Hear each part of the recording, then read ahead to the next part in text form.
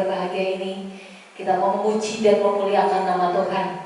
Baik, bagi Bapak Ibu saudara-saudari yang ada di rumah, mari kita sama-sama memuji dan memuliakan nama Tuhan dimanapun kita berada. Kita boleh bersama-sama memuji dan memuliakan namanya. Sebelum kita masuk dalam doa, kita mau mengangkat satu pujian bagi Tuhan. Ku ada sebagaimana ku ada. Haleluya. Mari kita angkat pujian ini dengan segenap hati kita. Kita tinggikan namanya. Besar anugerahnya, besar kasihnya bagi kita. Kita ada sampai hari ini karena anugerah Allah. Mari dengan sungguh-sungguh kita mengangkat pujian ini. Ku ada sebagaimana ku ada. Haleluya. Ku ada sebagaimana ku ada. Berdiri menghadap katamu Bapa, semua karena anugerah, semua karena anugerah-Mu yang selamatkan ku hidup dalam segala kelimpahan.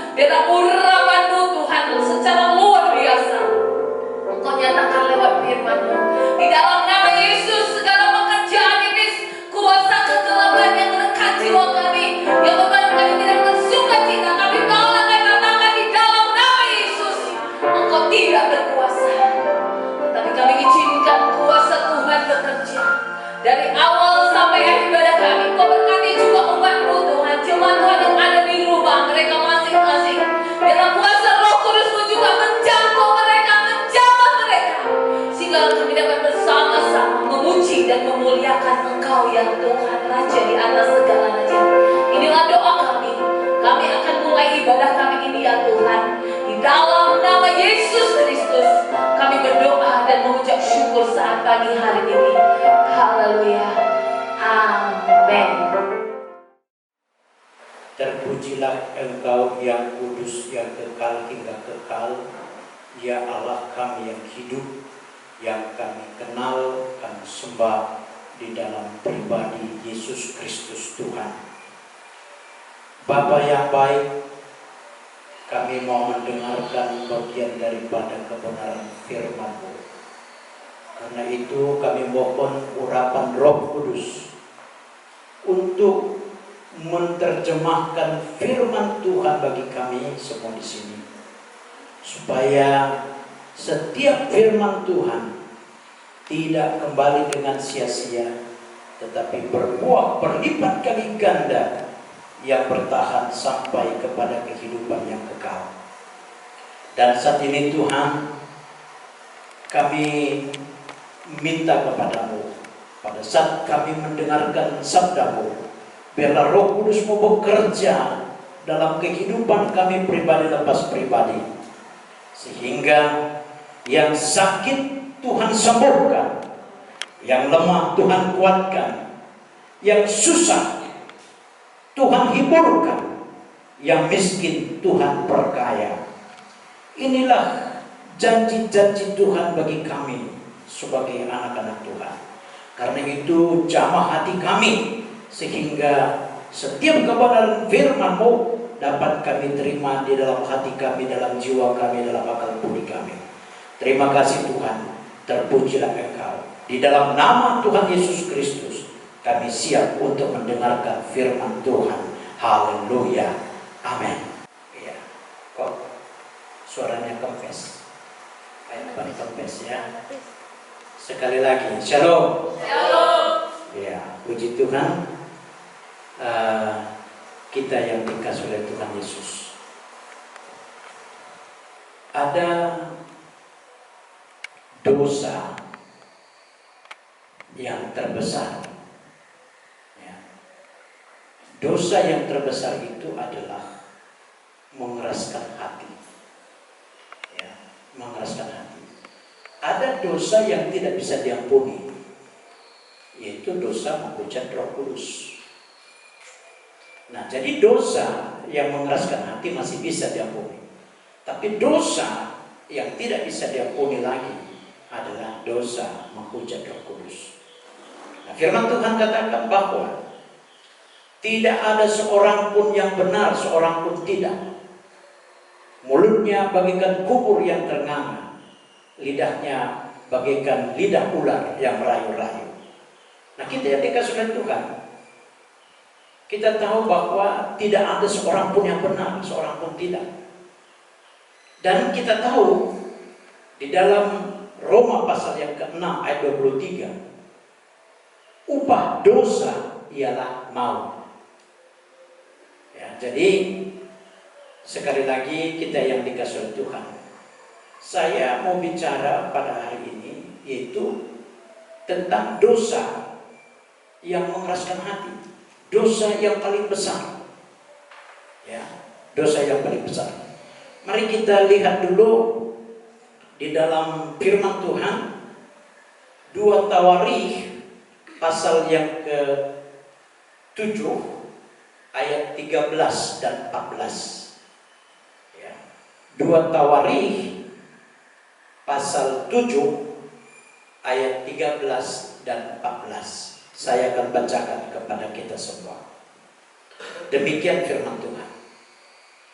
Bila mana aku menutup langit sehingga tidak ada hujan, dan bila mana aku menyuruh belalang memakan habis hasil bumi, dan bila mana aku melepaskan penyakit sampar di antara umatku, dan umatku yang atasnya namaku disebut merendahkan diri, berdoa dan mencari wajahku, lalu berbalik dari jalan-jalannya yang jahat, maka aku akan mendengar dari surga dan mengampuni dosa mereka serta memulihkan negeri mereka.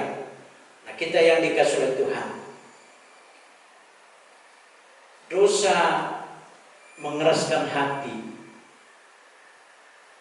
ini membuat Tuhan menutup langit, saudara-saudara. Jadi kita yang dikasih oleh Tuhan, karena kekerasan hati itu yang membuat kita sedang menimbun murka Allah. Salah satu murka Allah itu di dalam 2 Tawarikh pasal 7 ayat 13 tadi. Bila mana aku menutup langit sehingga tidak ada hujan. Menutup langit itu maksudnya adalah menutup berkat Tuhan. Karena kalau kita lihat di dalam Meleakhi pasal 3 ayat yang ke-10 itu, dia bilang, kalau engkau memberikan persepuluhanmu, maka aku membukakan tingkap-tingkap langit. Sementara di dalam kitab 2 Tawarikh pasal 7 13 tadi, bila aku menutup langit, ini berarti kan tidak ada berkat, saudara-saudara. Ya, tidak ada berkat dan terjadi kekeringan. Ya, terjadi kekeringan. Ini mendatangkan kemiskinan dan kemelaratan. Makanya sekarang ini terjadi yang namanya tulah. Ya, tulah itu, inilah virus corona ini. Ya, ini adalah tulah. Saudara-saudara, kalau kita baca nanti dari kitab Keluaran, mulai dari pasal 7 ayat yang pasal 7 sampai pasal 11, ada 10 tulah di situ. Ya, 10 tulah. Tulah pertama, air menjadi darah. Ya. Tulah kedua, lalat pikat. Tulah ketiga, katak. Tulah keempat, nyamuk, dan lain sebagainya. Ada 10 tulah. Sehingga pada tulah yang ke-10 itu semua anak sulung mati, kecuali ada di tengah-tengah bangsa Israel. Bangsa Israel tidak mengalami tulah. Nah, maksudnya apa, saudara-saudara? Maksudnya adalah orang-orang Kristen juga tidak akan mengalami tulah. Tapi kita lihat banyak kok pendeta yang kena virus corona. Ada juga orang Kristen yang banyak virus corona. Ada yang sudah mati banyak, saudara-saudara. Apalagi yang di Italia, ribuan orang yang meninggal di Italia, semua orang Kristen. Tapi lihatlah Bapak Ibu saudara-saudara, orang Kristen itu hanya sekedar agamanya, tapi bukan orangnya. Dia bukan orang Kristen, agamanya boleh Kristen. Kalau orang Kristen ada ciri-cirinya, saudara-saudara. Ya, ciri-cirinya apa? Ciri-cirinya adalah dia menjaga kekudusan nama Tuhan. Di dalam hukum Taurat mengatakan, ingat dan kuduskanlah hari Sabat. Dan juga dia katakan, jangan menyebut nama Tuhan Allahmu dengan sembarangan. Siapa yang menyebut nama Tuhan Allah kita dengan sembarangan pasti mati. Dan ini sampai detik ini, Bapak Ibu saudara-saudara, terjadi. Sampai hari ini, sampai detik ini terjadi. Orang yang menyebut nama Tuhan dengan sembarangan pasti akan menerima malapetakannya. Kita yang dikasih oleh Tuhan Yesus, jelas sekali lagi melalui Roma pasal yang ke-2 ayat 5 tadi, orang yang mengeraskan hati berarti sama dengan menimbun murka Allah. Tahu menimbunnya? Tahu menimbun? Halo? Tahu menimbun? Tahu ya? Menimbun artinya menumpuk. Menumpuk murka Tuhan. Murka Tuhan itu salah satunya ada tulah Hari ini juga murka Tuhan ada tulah. Saudara-saudara, memang banyak orang Kristen di dunia ini, tetapi agamanya saja, orangnya mengeraskan hati semua. Jangan sombong. Kesombongan adalah bagian daripada dunia ini. Ya. Nah, karena itu saudara-saudara, hari ini perlu ada pertobatan. Makanya di dalam kitab 2 Tawarikh tadi, pasal yang ke-7 ayat 14-nya, maka dia bilang begini, perhatikan saudara-saudara. Dan umatku yang atasnya namaku disebut merendahkan diri, berdoa dan mencari wajahku, lalu berbalik dari jalan-jalannya yang jahat, maka aku akan mendengar dari sorga dan mengampuni dosa mereka serta memulihkan negeri mereka. Saudara-saudara, kita perlu nama Tuhan, karena nama Tuhan itu adalah jawaban dari segala kehidupan kita. Dialah jawaban dari segala problema kita. Dialah jawabannya. Anda tidak bisa mengandalkan kekuatan sendiri. Malah di dalam firman Tuhan katakan, di dalam Yeremia pasal yang ke-17 ayat yang ke-5 dikatakan di situ, terkutuklah orang yang mengandalkan manusia, yang mengandalkan dirinya sendiri, yang hatinya menjauh dari Tuhan. Terkutuk saudara-saudara. Tetapi pada ayat yang ke-7 dari Yeremia pasal 17 tadi mengatakan, diberkatilah orang yang mengandalkan Tuhan, yang menaruh harapannya kepadanya. Saudara-saudara, sekali lagi sudah pasti, sudah jelas ini, bahwa kita hidup ini tidak ada artinya apa-apa, hanya untuk Tuhan. Jangan sombong, jangan merasa sok hebat. Ya, ini semua adalah bentuk kekerasan hati. Sombong, kekerasan hati. Sok hebat, kekerasan hati. Sok pintar, sok cerdas, sok cantik, sok ganteng. Itu semua bentuk kekerasan hati saudara-saudara. Tapi apa yang Tuhan mau, apa yang Tuhan inginkan, dia katakan, dan umatku yang atasnya namaku. Jadi nama Yesus itu harus ada di dalam hati kita. Nama Yesus ada di dalam pikiran kita. Nama Yesus ada dalam akal logika kita. Nama Yesus ada di dalam hidup kita. Ini yang paling penting. Yang namanya atasnya, nama Yesus atas hidup kita itu, maka disebut dia merendahkan diri, mencari wajahku. Dan apa yang terjadi? Orang yang merendahkan diri dan yang mencari wajah Tuhan, Tuhan akan memulihkan negeri mereka. Amin. Tuhan akan memulihkan rumah tangga mereka. Tuhan akan memulihkan hasil ladang-ladang mereka. Tuhan akan memulihkan segalanya. Tapi dengan catatan, bertobat. Bapak Ibu saudara-saudara, kita rajin ke gereja, bukan itu tanda pertobatan. Kita rajin berdoa, bukan itu tanda pertobatan. Kita rajin membaca Alkitab, bukan itu tanda pertobatan. Ya. Tapi apa itu tanda pertobatan? Di dalam Markus pasal yang ke-16, ayat yang ke-17 dan 18, maka dikatakan di situ, tanda-tanda orang beriman dapat mengusir setan-setan demi namaku.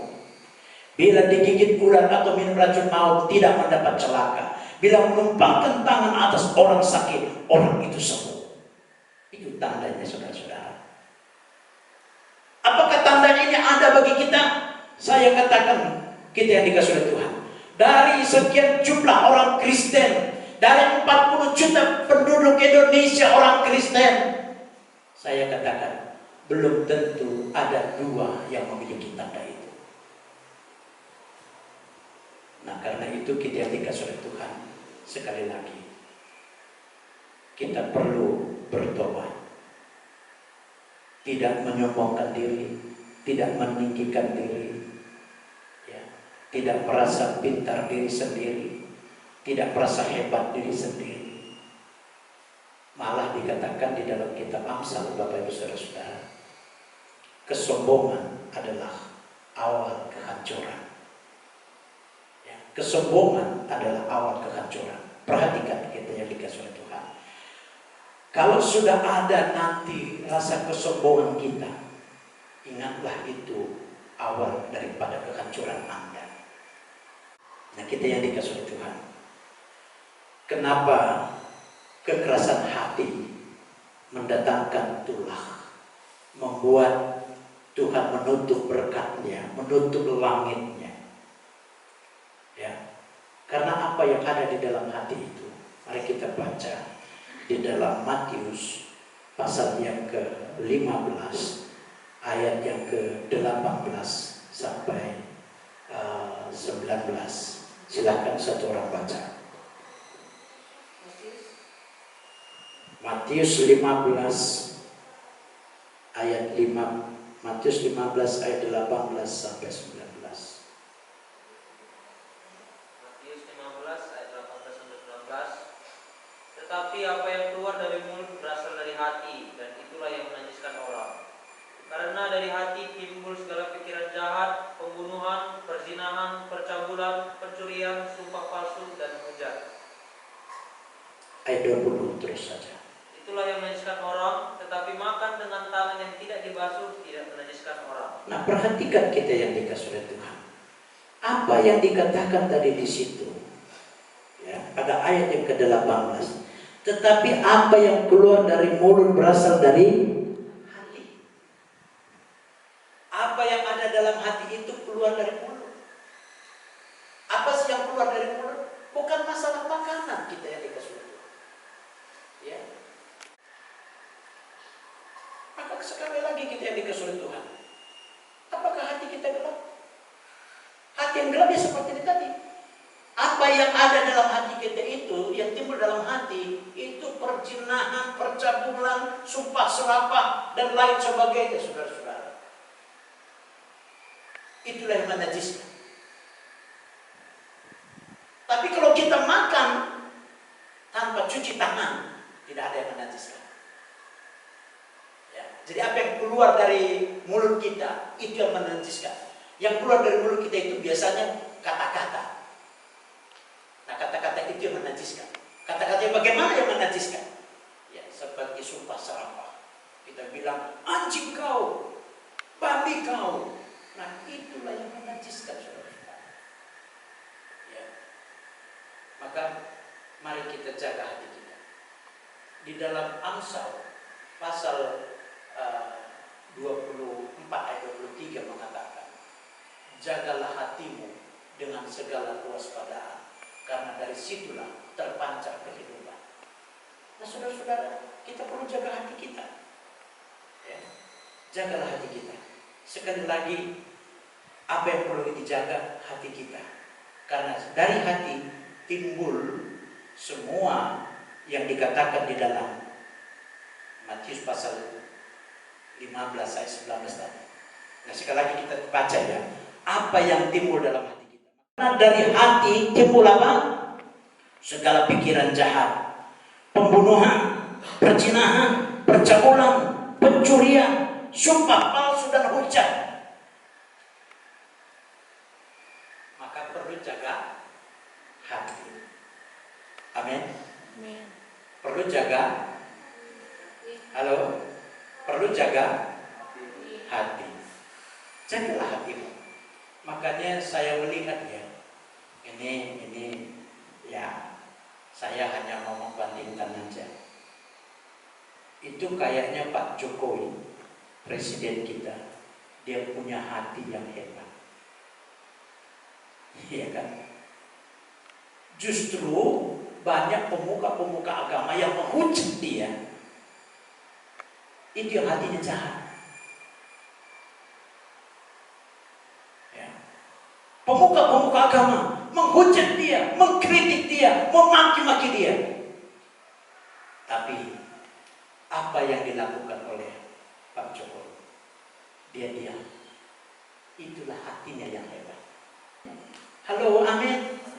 Loh, kok kurang aminnya? Amin. Ya, perlu hati kita hebat. Hati kita kalau hebat, kita menghadapi segala persoalan tantangan hidup ini pasti bisa. Karena di dalam Amsal pasal 18 ayat 14 itu mengatakan, orang yang bersemangat dapat menanggung segala penderitaannya. Semangat itu berasal dari mana? Dari hati, masuk dalam pikiran. Nah, kita yang dikasih Tuhan sekali lagi perlu hati kita hebat. Ya, hati kita perlu hebat. Hati hebat, saya percaya bagi Anda yang belum punya pekerjaan, pasti dapat pekerjaan. Kalau hati Anda hebat, tinggal hati Anda yang perlu hebat. Karena kalau Anda cerdas secara IQ, itu belum hebat. Tapi kalau Anda cerdas cerdas IQ-nya, bukan IQ ya, cerdas IQ-nya, IQ itu adalah hati, pasti Anda hebat. Ya. Sekali lagi kita yang dikasih oleh Tuhan, kalau IQ Anda cerdas, saya katakan itu belum hebat. Tapi kalau IQ Anda yang hebat, cerdas, Anda hebat. Ya. Karena itu kita yang dikasih oleh Tuhan. Orang yang cerdas IQ, dia dapat menjauhi segala kejahatan. Amin. Menjauhi segala kejahatan. Jadi apa yang membuat kita bisa menjauh dari kejahatan? Kalau kita takut akan Tuhan. Nah, kita yang dikasih oleh Tuhan. Jadi apa yang dibutuhkan oleh Tuhan dari kita, supaya kita tidak menutup, supaya Tuhan tidak menutup langit dan tidak mencurahkan hujan. Jelas sekali lagi, menutup langit itu berarti sama dengan menutup berkat. Ya. Jadi apa yang membuat Tuhan tidak menutup langit? Carilah Tuhan. Makanya di dalam Matius 6 ayat 33 mengatakan, carilah dahulu kerajaan Allah dan kebenarannya, maka semuanya akan ditambahkan kepadamu. Carilah Tuhan. Yang kedua, merendahkan diri di hadapan Tuhan. Ya, merendahkan diri, berdoa saudara-saudara. Perlu bertobat. Ya, jadi carilah Tuhan. Yang kedua, merendahkan diri. Ya. Lalu yang ketiga, bertobat. Jadi carilah Tuhan yang pertama, yang kedua rendahkan diri, ya, sama dengan rendah hati, ya kan? Bukan rendah diri saudara-saudara, merendahkan diri itu beda ya. Merendahkan diri di hadapan Tuhan, bukan rendah diri, ya, beda itu ya. Nah, jadi yang ketiga bertobat. Nah, ya. Yang pertama, bertobat itu berarti apa yang dikatakan Tuhan dosa adalah tetap dosa. Jadi kita nggak bisa komplain. Sebab dosa adalah pelanggaran firman Tuhan. Dosa yang paling besar adalah mengeraskan hati. Jadi sekali lagi, bertobat berarti apa yang dikatakan Tuhan dosa adalah dosa. Yang kedua, bertobat berarti perubahan sikap yang ditunjukkan melalui perilaku. Nah, saudara-saudara, ini yang belum kita temui bagi banyak orang. Banyak orang yang mengaku bertobat tapi tidak berubah sikap. Saya katakan sekali lagi, bertobat berarti perubahan sikap yang ditunjukkan melalui perilaku.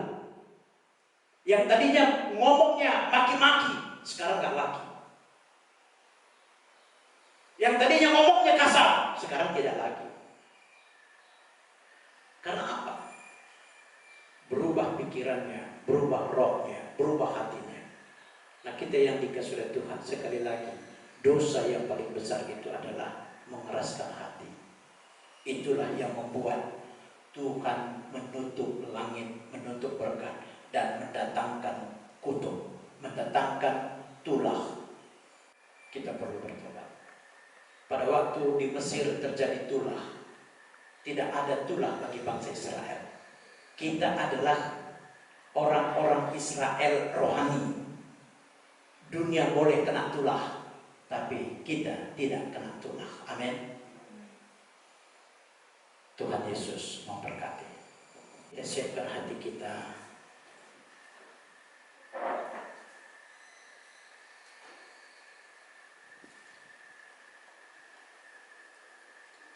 Mari semua kita dalam sikap berdoa. Kita angkat pujian kepada Tuhan dalam sikap berdoa. Kurasakan kasih-Mu Tuhan.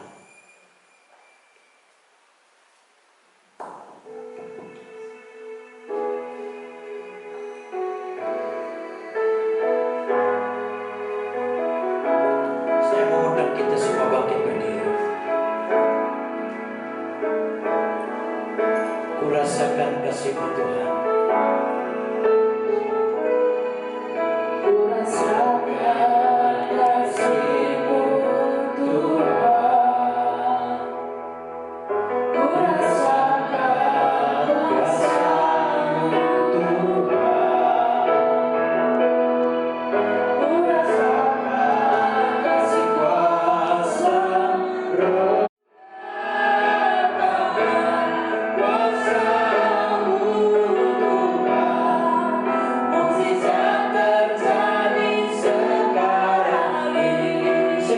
Kita katakan, kurasakan kasih-Mu Tuhan.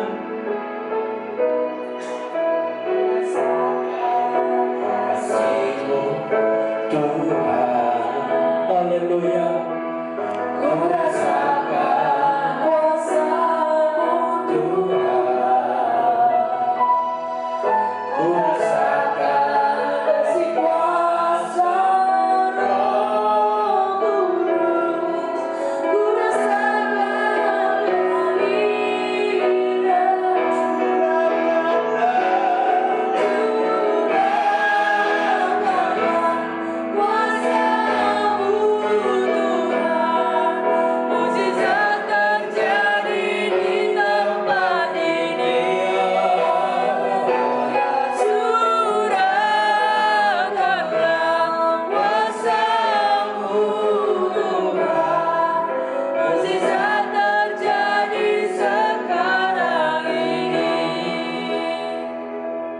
Bapak Ibu Saudara-saudara, jelas firman Tuhan mengatakan,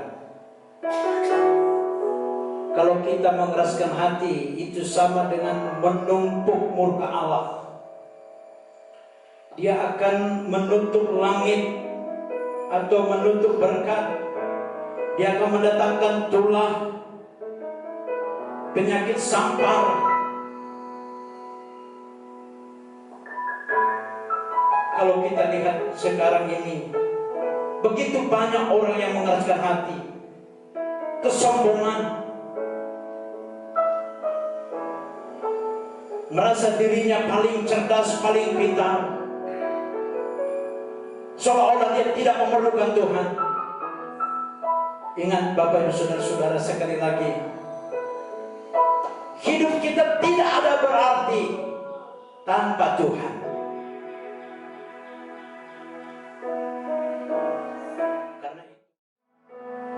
Bertobat saudara-saudara.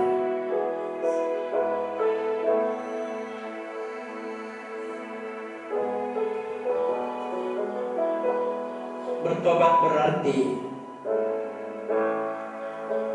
setuju dengan Tuhan. Apa yang dikatakan Tuhan dosa adalah dosa. Bertobat berarti perubahan sikap yang ditunjukkan dengan perilaku.